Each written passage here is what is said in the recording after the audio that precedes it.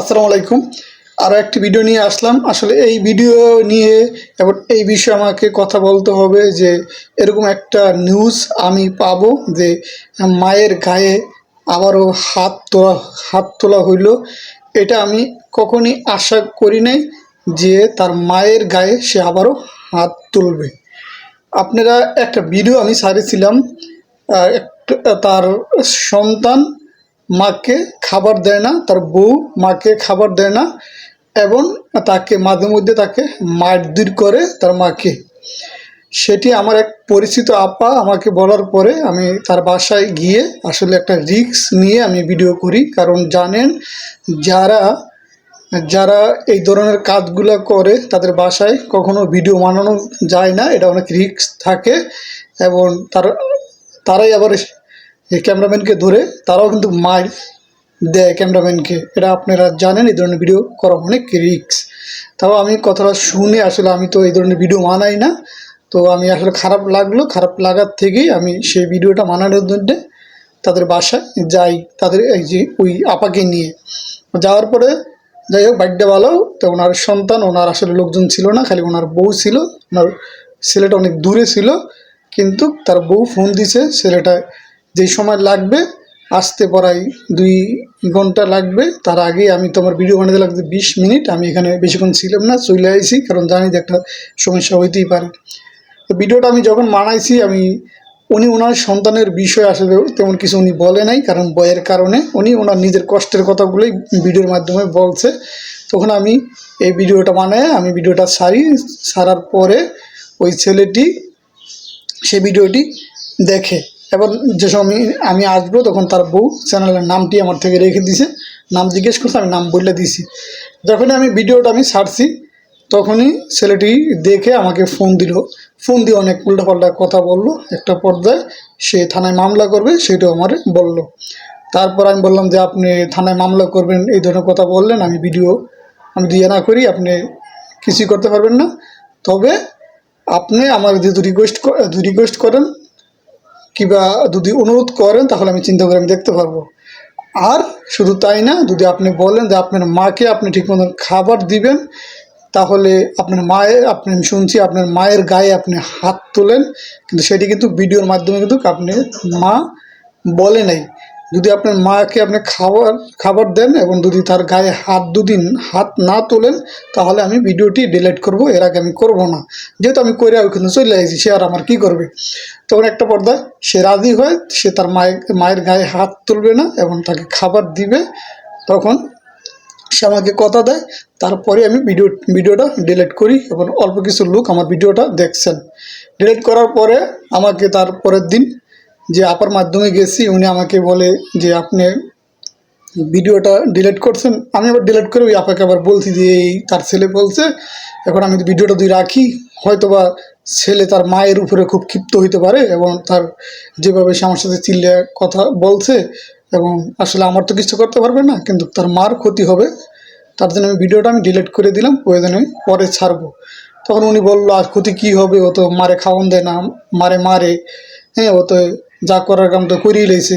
আপনার ভিডিও ওইখান থেকে কইরা আসার পরে সে বাসায় আইছে, তার বউ তখন পেঁচ লাগাইছে, তার মারে আবারও সে মারছে। আসলে ভিডিওটা আমি ডিলিট করার পরও তার মায়ের শরীরে সে আবারও আঘাত করছে। আসলে এটা শুনে আমি খুব কষ্ট পাইলাম যে বিশ্বাস করেন মহিলাটাকে দেখে ওনার শরীরে কিচ্ছু নাই, ওনাকে ঠিক মতন খাবার খেতে দেয় না। উনি 2 দিন 3 দিন পরে ওনাকে একদিন খাবার দেয়, পাশের বাড়ির থেকে অনেক সময় ভাতের মার দেয়, ওই মার খেয়ে উনি দিন কাটায়, যেটি আমি পরবর্তীতে আমি জানলাম। এবং এই ভিডিওটা কেন সে কিন্তু একটিবারও কিন্তু বলে নাই যে তার সন্তান তার গায়ে হাত তোলে কিংবা তারে খাবার দেয় নাই। সে কিন্তু এই কথাগুলো কিন্তু ভিডিওর মাধ্যমে কিন্তু সে বলে নাই। সে কিন্তু বলছে আমি খুব কষ্টে আছি, আমার ছেলে যে ইনকাম করে সেই ইনকামের টাকা দিয়ে আমার ছেলের হয় না, আমার ছেলে আমাকে খাবার কই থেকে দিবে, ওর নিজেরই তো হয় না। মানে ছেলের উপরে তার মা ছেলের উপরে কোনো দোষারোপ নেয় নাই, সম্পূর্ণ দোষারোপ সে নিজের উপরে নিছে। সে একটা সময় সে গার্মেন্টসও কাজ করতো, তার মা গার্মেন্টসও যখন কাজ করতো, কোনো দিন তার মা যেটা বলল ভিডিওর মাধ্যমে যে কোনো দিন সে ভালো একটা জিনিস কিনা খাইতে পারে নাই সন্তানের জন্যে, সন্তানকে পড়াশোনা করানোর জন্যে কিচ্ছু কিনা কোনো দিন খায় নাই। তার বাপ ছিল প্রতিবন্ধী। এই মহিলা নিজে কাজ করে সংসার চালাইতো এবং ঘর ভাড়া দিত। একটা সময় ওনার যখন বয়স হয়ে যায়, ছেলেটা বড় হয়, তার বাপটা মারা যায়, তখন উনি এই বাসা বাড়ি কাজ করে। ছেলেটা তেমন এটা কোনো পড়াশোনা তেমন বেশি করে নাই, এলাকায় বাজে ফলানের সাথে সে মিশা ছেলেটা খারাপ হয়ে গেল। যখন ছেলেটা একটা প্রেম করে ছেলেটা বিয়ে করলো, বিয়ে করার পরেই তার মার উপরে কয়দিন পরেই অত্যাচার শুরু হয়ে যায়। তার মারও বয়স হয়ে গেলো, একটা সময় বাসা বাড়ির কাজ করতে পারে না, তারও শক্তি তার কুলায় না। তো একটা পর্যায়ে সে বাসার কাজ সে ছেড়ে দেয়, এবং বাসা বাড়ির কাজগুলো যখনই ছেড়ে দেয় তখনই তার ছেলের বউ তাকে অন্য চোখে দেখে। আসলে একটা মানুষ বয়স হইলে কি সবসময় তার পক্ষে কাজ করা সম্ভব? আপনারা তার ছবিটা দেখলে দেখুন, তার শরীরে কিচ্ছু নাই, অনেক স্বাস্থ্য ছিল ওনার শরীর, শুকাইয়া মহিলা। এবং শুকায় কি হয়েছে সে ভিডিওটা আমি আপনার এই যে স্ক্রিনে আপনারা দেখতে পারতেছেন। এই যে তাকে অনেক সময় তার ছেলে বাসাতে তার বউ পাক করে না, ছেলে রিক্সা চালায় এবং পাক করে না, অটো রিক্সা, এবং ছেলে খাবারটি বাইরে খায় এবং নিচে হোটেল আছে, তার বউ সে হোটেলে থেকে খাবার এনে খায়, কিন্তু ওনাকে খাবার দেয় না। এবং রাত্রে 12টার দিকে ছেলেটি খাবার নিয়ে বাসায় আসে, দুজনে খায়, মা বালিশে মাথা দিয়ে চোখের পানি ফালায় আর ছেলেরা খাবার খায়, সেটি তাকিয়ে তাকিয়ে দেখে এবং তারা মনে করে তার মা ঘুমিয়ে গেছে। সেই ঘুমের ভান করে সেই খাবারের সিনগুলা দেখে এবং সে রাত্রে বেশিরভাগই সে পানি খেয়ে তার মা থাকে এবং রাতটি সে কাটায়। একটা মাকে এবং মাঝে মাঝে বলে যে তুমি মরস না কেন, মানে সারাক্ষণ তার মা যেন মরে যায় সেই প্রার্থনা তার বউ তার ছেলে করে। তারপরও মা সন্তানকে দুধ দেয় না, দুধ দেয় তার বউকে। আসলে যদি বউ খারাপ হয়, একটি ছেলে ইচ্ছা করলে তার বউকে অবশ্যই তাকে ভালো পথে আনতে পারে। সে যদি বলে আমার মা যদি না খেয়েছে তুইও না খেয়ে থাকবি, তুই আমার মাকে যদি ভালো না বাসিস আমিও তোকে ভালোবাসবো না, তাহলে ঘরের বউ এমনি সোজা হয়ে যায়। কিন্তু সে সেটি না করে বউর কথা শুনে মাকে খাবার দেয় না এবং মারধর করে। বিষয়টা আসলে খুব কষ্ট পাইলাম এবং বিষয়টা খুব কষ্ট লাগার মতন। ঠিক এরকম আরও একটা ভিডিও আমি যে মারে তার সন্তান ডেইলি, তার বউ দেখতে পারে না, তাকে ঠিক মতো খাবার দেয় না। এই ভিডিওটা আমি যখন কইরে আমি আনলাম, ছেলেটা আমাকে তার বাসার সামনে ধরে আমার সাথে অনেক গ্যাঞ্জাম করলো এবং ভিডিওটা ডিলিট করতে আমাকে সে বাধ্য করলো। আমি সেই ভিডিওটা ডিলিট করে দিই এবং ডিলিট করে দেওয়ার পরে আমি শুনি তাকে প্রচুর মারধর করা হয়েছে, ছেলেটি তার মাকে মারছে। দেখুন, আপনার মাকে আপনি খাবারও দিবেন না, যখন সে খিদার জ্বালা সহ্য করতে না পাইরা সে যখন মানুষের কাছে সাহায্য চাইব, তখন সেটি আপনার মান সম্মানে আঘাত দেয়। কিন্তু আপনি যে আপনার মাকে খাবার দেন না এবং মায়ের উপরে হাত তোলেন, সেটি আপনার কষ্ট লাগে না, আপনার সম্মানে আঘাত লাগে না। এ কোন সমাজে আমরা বাস করি? এবং প্রতিনিয়ত সে তার মাকে মারে। এরকম 4 থেকে 5 জন আমার জানা মতন আছে। তো যেহেতু আমি ভিডিও করতে গিয়ে এবং সে আগের থেকেই মারে এবং আমি ভিডিও করাতেও তাকে অনেক মারধর করছে তার সন্তান এবং সেই মাকে। আপনারা একটা ভিডিও এর আগে দেখছেন যে একটা আপা চা বিক্রি করে, ওনার 2টি মেয়ে আছে, উনি খুব কষ্টে দিন কাটায়। আমি এই মোবাইলে তার ভিডিওটা আমি ছাড়ছি, আপনারা কেউ সাড়া দেন নাই, এতে আমার কোনো নাই। আপনারা সাড়া দেন নাই, আপনাদের ভালো লাগে নাই, সেটি তার জন্য আপনারা সাড়া দেন নাই, তাতেও আমার কোনো আপত্তি নেই। আমি সেই আপাকে ফোন দিছি এবং তাকে কিছু সামান্য করে টাকা আমি দেই, যতটুকু আমাকে তৌফিক আল্লাহ পাক দিয়েছে অতটুকুই দেই। সে আপাকে আমি ফোন দিয়ে বললাম যে আপা, তোমার বাসায় কি একজন মাকে রাখা যাবে? সে বলল ভাইয়া আমি তো নিজেই খাইতে পারি না, আমি কীভাবে তারা রাখবো? আমি বললাম তাকে আপনি রাখবেন এবং তার যে খরচ আছে সমস্ত খরচ আমি দিব।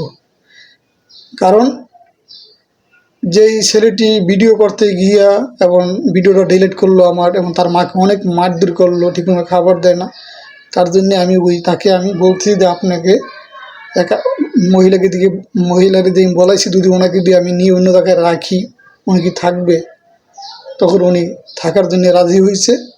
তখন আমি ওই চালা আপারে ফোনটা বলছি যে আমি আপনার বাসায় একজন মা থাকবে, যেই খরচটা যায় সেই খরচটা আমি দিয়ে দিব। তখন উনি রাজি হইল, তো ঠিক আছে সমস্যা নেই, তাহলে তো আমারও তো উপকার হবে, আমারও রুম ভাড়া কম দিতে হবে। আমি বললাম হ্যাঁ।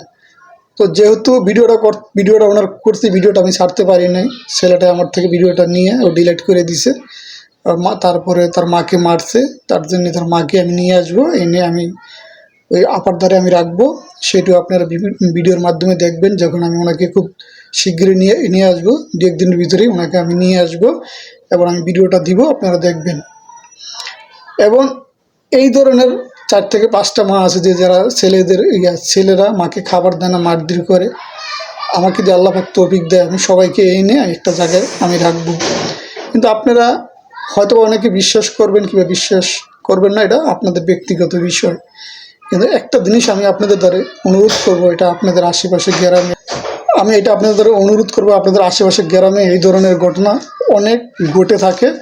আপনারা একটু খোঁজখবর নেবেন এবং যতটুকু পারেন তাদের পাশে দাঁড়াইবেন। আর আমি চেষ্টা করব তাদের পাশে থাকার জন্যে। কথা আমি কিন্তু আসলে ভিডিও কীভাবে বানাইতে হবে, কীভাবে কী করতে হবে, আমি এগুলো সম্বন্ধে আমি একেবারেই কম বুঝি। এটা সম্বন্ধে আমার একেবারেই আইডিয়া কম, যে কীভাবে কথা বলতে হবে তাও আমি জানি না।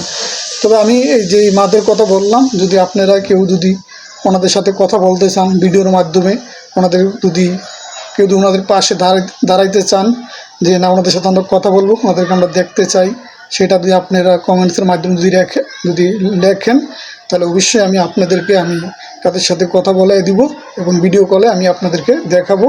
আপনারা নিজেরাই যে একটা সন্তান মার প্রতি কী অবহেলা, কী অত্যাচার আপনারা যখন শুনবেন, আসলে আপনাদেরও কলজাটা ফেটে যাবে। যার মা নাই তারা বোঝে, আর যাদের মা আছে অনেকেই, সে মা যে কী জিনিস এটা অনেকেই বোঝে না।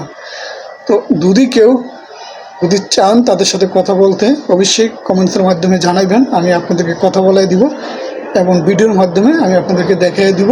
কিন্তু তাদের বাসায় আমি আপনাদেরকে কথা বলতে পারবো না, আমি তাদেরকে ডেকে এবং বাইরে এনে আপনাদের সাথে কথা বলাইতে হবে। কারণ আপনারা জানেন, যারা মায়েদের উপর এই ধরনের অত্যাচার করে, মাকে যারা খাবার দেয় না, মাকে যারা মারে এবং তাদের বাসায় ভিডিও করা কোনোভাবেই যায় না, তাহলে তার উপরেই তারা আঘাত করা শুরু করে এবং সেটি তারাও চায় না যে এটা কেউ জানুক, কারণ তারাও মানুষকে জানাইতে চায় না। এটা আপনারাও ভালো করে জানেন। যদি কেউ তাদের সাথে কথা বলতে চান, তাদেরকে দেখতে চান, আমি তাদেরকে খবর দিয়ে এনে আমি আপনাদের সাথে কথা বলাই দিতে পারবো। তো সবাই ভালো থাকবেন, আল্লাহ হাফেজ। আজকে এই পর্যন্ত, কারণ আর আমি ওরকম প্রফেশনাল ইউটিউবার না যে সুন্দর করে সাজায় কথা বলবো। আসলে এটা আমি শখের মাধ্যমে করতে আজকে এখানে এগুলা শুনে তাদের ভিডিওগুলো আমি দু একটা তুলে ধরলাম। কিন্তু এগুলা বাস্তব ঘটনা, আমাদের দেশে প্রতিটি গ্রামে, প্রতিটি আশেপাশে এই ধরনের ঘটনা 1-2টা ঘটে থাকে। এটাই বাস্তবতা। হয়তোবা কেউ বিশ্বাস করতে পারেন, নাও করতে পারেন, এটি আপনাদের ব্যক্তিগত বিষয়। সবাই ভালো থাকবেন, আল্লাহ হাফেজ।